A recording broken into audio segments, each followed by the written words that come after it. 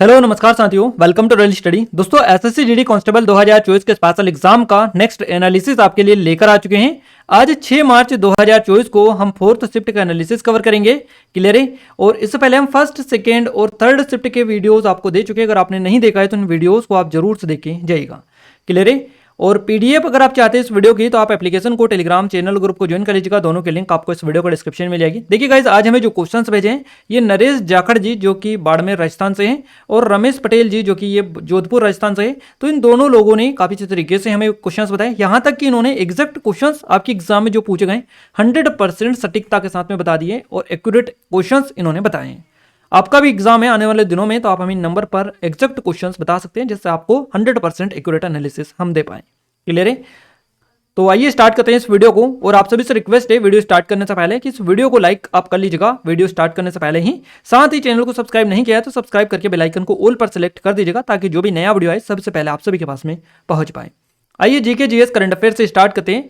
पहला जो क्वेश्चन है आपकी स्क्रीन पर आ चुका है। क्वेश्चन नंबर फर्स्ट है हमारा, नुआखाई उत्सव भारत के किस राज्य में मनाया जाता है? तो नुआखाई जो उत्सव है यह भारत के ओडिशा राज्य में मनाया जाता है। ओडिशा आपका करेक्ट आंसर हो जाएगा। नुआखाई या नवाखाई इसका नाम है और यह मुख्य रूप से भारत के पश्चिमी ओडिसी और दक्षिणी छत्तीसगढ़ के लोगों द्वारा मनाया जाने वाला एक कृषि त्योहार बेसिकली है। नुआखाई को मौसम के नए चावल के स्वागत के लिए मनाया जाता है। नई फसल की पूजा की जाती है और लोग अपने परिवार के साथ मिलकर फसल का पहला चावल खाकर इसे बेसिकली मनाते हैं। अगला क्वेश्चन है, आयुष्मान भाव योजना किसने शुरू की? अब ये क्वेश्चन कुछ इस तरीके से था, जिन्होंने भी बताया उन्होंने इस तरह से बताया है, इसमें एरर है थोड़ा सा, इसको आप करेक्ट करेगा कि आयुष्मान भारत जो योजना है किसने शुरू की, इस तरह से क्वेश्चन था।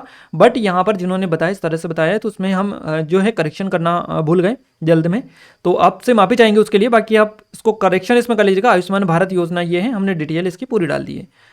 नरेंद्र मोदी के द्वारा इसको शुरू किया गया, PMJAY PMJ। इसको 23 सितंबर 2018 को झारखंड के रांची से प्रधानमंत्री नरेंद्र मोदी के द्वारा लॉन्च किया गया था।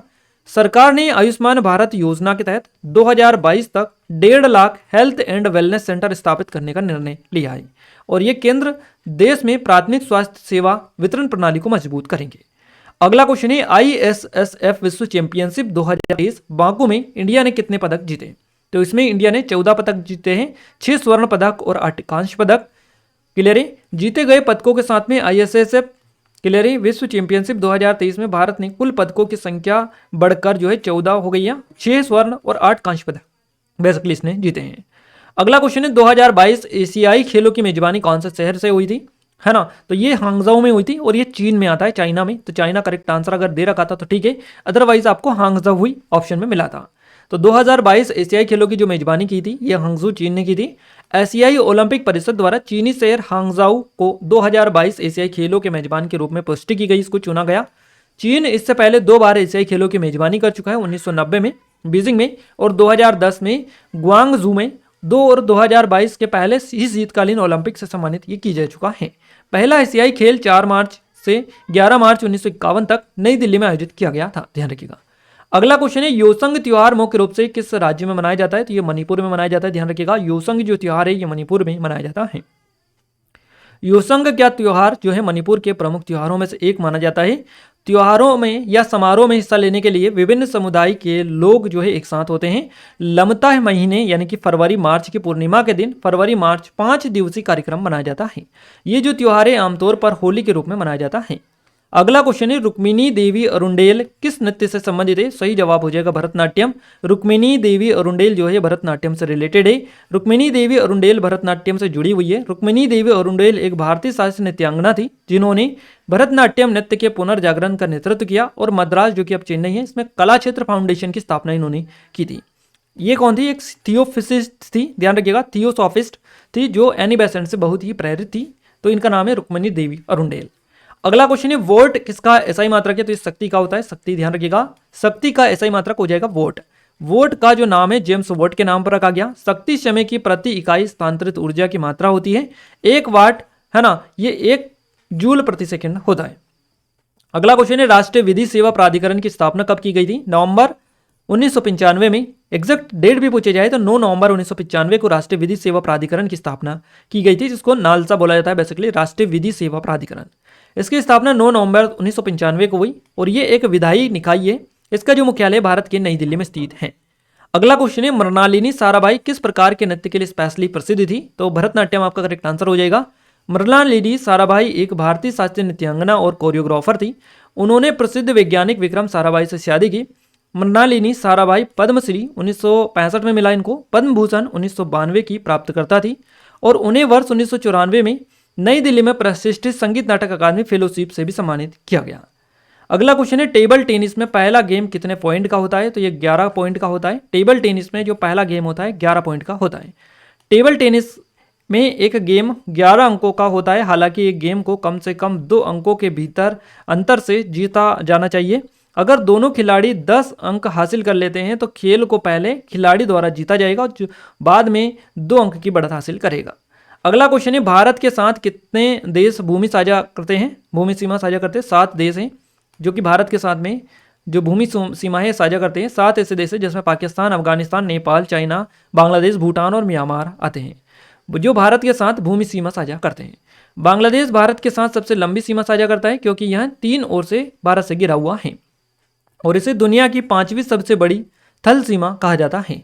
अफगानिस्तान अन्य 6 देशों में भारत के साथ सबसे कम सीमा साझा करता है, ध्यान रखिएगा। अगला क्वेश्चन है भारत डिजिटल मिशन के निदेशक हैं। भारत डिजिटल मिशन के जो निदेशक है इनका नाम है प्रवीण शर्मा। प्रवीण शर्मा को स्वास्थ्य और परिवार कल्याण मंत्रालय के तहत राष्ट्रीय स्वास्थ्य प्राधिकरण आयुष्मान भारत डिजिटल मिशन के निदेशक के रूप में नियुक्त इनको किया गया है। अगला क्वेश्चन है इंडिका के लेखक कौन थे? इनका नाम है मेगास्थनीज। इंडिका ग्रीक राजदूत मेगास्थनीज द्वारा लिखित एक पुस्तक है। तो ये काफी ज्यादा पॉपुलर क्वेश्चन है, आपका एग्जाम में हर बार बनता है। ग्रीक शासक सेल्यूकस द्वारा इस मेगास्थनीज को चंद्रगुप्त मौर्य के दरबार में भेजा गया था और मेगास्थनीज मौर्य साम्राज्य की राजधानी पाटलिपुत्र में रहा और अपने प्रवास के दौरान इंडिका इसने लिखी थी। नेक्स्ट क्वेश्चन है हरित क्रांति में HYV बीजों की निम्नलिखित में से कौन सी फसल थी? धान और गेहूं की फसल से। भारत में हरित क्रांति के कारण गेहूं की फसलों के उत्पादन में वृद्धि की अधिकतम दर देखी गई। हरित क्रांति की शुरुआत 1965 में भारतीय कृषि में उच्च उपज वाले किस्म HYV के बीज से हुई। यह फसल को बढ़ावा देने के लिए बेहतर और कुशल सिंचाई और उर्वरकों के सही उपयोग के साथ सम्मिलित था। नेक्स्ट क्वेश्चन है शोषण के विरुद्ध अधिकार में शोषण देश और मानव तस्करी को कम करता है। तो यह शोषण, श्रम और मानव तस्करी को कम करता है। शोषण के विरुद्ध अधिकार भारत के संविधान द्वारा प्रदत्त एक मौलिक अधिकार है। ये इसका उद्देश्य लोगों को शोषण होने और उनकी इच्छा के विरुद्ध काम करने के लिए मजबूर होने से बचाना है। नेक्स्ट क्वेश्चन है ओडिसी नृत्य की शुरुआत किसने की थी? सोनल मानसिंह के द्वारा की गई थी ओडिसी नृत्य की शुरुआत। सोनल मानसिंह भरतनाट्यम और ओडिसी में विशेषज्ञता रखने वाली एक प्रमुख भारतीय शास्त्रीय नृत्यांगना है। शास्त्रीय नृत्य को बढ़ावा देने में उनके योगदान के लिए उन्हें कई सारे अंतर्राष्ट्रीय और राष्ट्रीय संगठनों से प्रशंसा मिली। 1992 में पद्म भूषण की सबसे कम उम्र की प्राप्तकर्ता ये थी। अगला क्वेश्चन है निर्धनता का कारण कौन सा नहीं है? तो जनसंख्या की कमी ये निर्धनता का कारण नहीं है। कारण इसको सही कर लीजिएगा, ये कारण इस तरह से लिखा जाएगा। अगला क्वेश्चन है सत्य शोधक समाज की स्थापना किसने की थी? तो ज्योतिराव फूले ने की थी। ध्यान रखिएगा सत्य शोधक समाज की स्थापना 1873 को ज्योतिराव फूले या ज्योतिबा फूले इन्होंने महाराष्ट्र से की थी। सत्य शोधक समाज का उद्देश्य निचली जाति के लोगों को उनके अधिकारों के प्रति जागरूक करने के लिए शिक्षा का प्रसार करना था। भारतीय रिजर्व बैंक का कार्य से आपका क्वेश्चन बना है। नेक्स्ट क्वेश्चन है भारतीय रिजर्व बैंक का कार्य। भारतीय रिजर्व बैंक के बुनियादी कार्य जैसे कि बैंक नोटों के निर्गम को विनियमित करना और रिजर्व बनाए रखना ताकि भारत में मौद्रिक स्थिरता बनाई रखी जा सके और देश की मौद्रिक और तथा ऋण प्रणाली का संचालन करना जिससे देश को लाभ हो सके। अगला क्वेश्चन है अंतरिक्ष या अंतरिक्ष नीति, ऐसा कोई क्वेश्चन था एग्जैक्ट ये नहीं मिल पाया। इस तरह से क्वेश्चंस पूछे गए हैं आपके एग्जाम में जो हमने आपको पूरे कवर करवा दिए हैं।